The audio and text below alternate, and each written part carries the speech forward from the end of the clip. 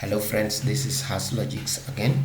In our previous tutorial, we learned on how to install XAMPP Server and making it ready to run any project. So today I just want to show you how you can configure XAMPP Server ready for running Laravel and PHP project. So before that, there is something that I forgot to show you. Once you have installed the Laravel, the XAMPP Server, you will go to the XAMPP Server control panel as I showed you. So sometimes when you search here as XAMPP, you will be able to see your control panel, but if you are not able to control, you will have to run to your XAMPP folder where the directory where you installed your XAMPP. By going to your local C disk, you go to XAMPP and you will be able to find the control panel here. So double clicking on that, it will open this.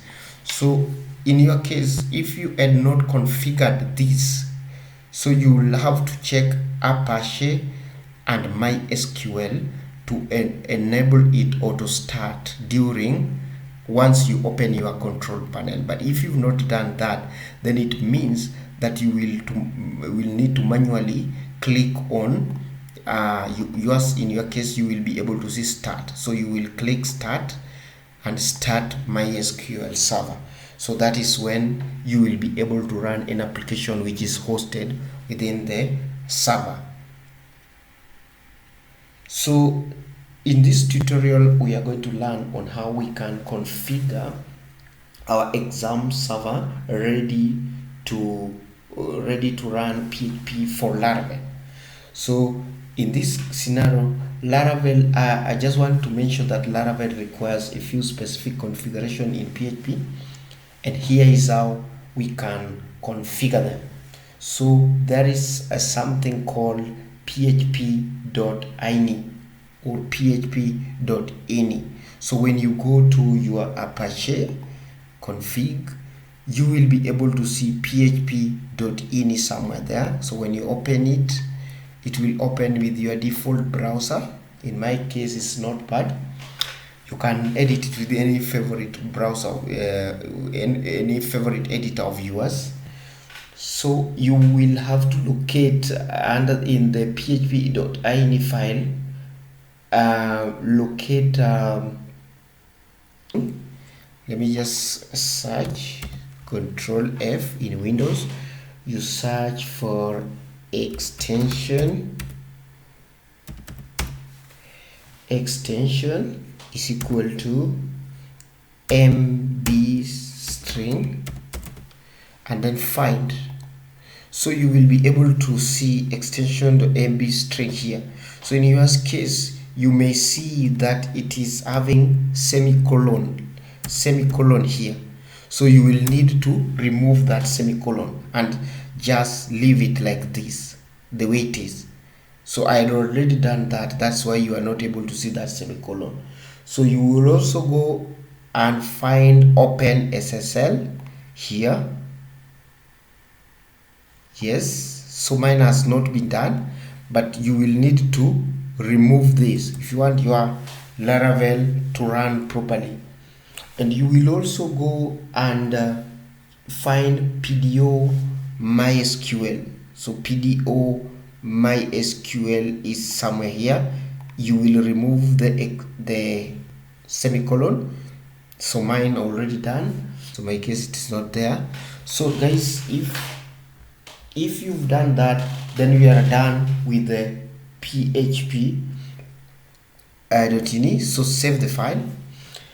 So guys, we can also set the time zone. So to set a time zone, you will go to find, then we will set date.timezone. Okay, date.timezone, and you search it here. So you can see mine is pointing to the Europe Berlin. So you set it to your area or your location. So in my case, I am in Africa. and I am in Nairobi. So that is well set. Yeah, so guys, we can, having done that, ensure that you save your file and then close this file. Close this file. Then we can restart our Apache. So you stop Apache and start it again. So everything is going to work as per our settings that we have just made. Our Apache is running well, as you can see. So guys, that is how you set up your Apache configuration. You configure it ready to run PHP Laravel. And in this tutorial, we have also learned on how we can change our date time zone. That is going to make sure that your Laravel date and time is working properly according to your location. If you feel that there is something that you need, let me hear that from the comment, and can you please share this tutorial with your friends. Please subscribe and like this video, and please may you ensure that you check the bell icon so that the current or the future notification can be well received. Thank you.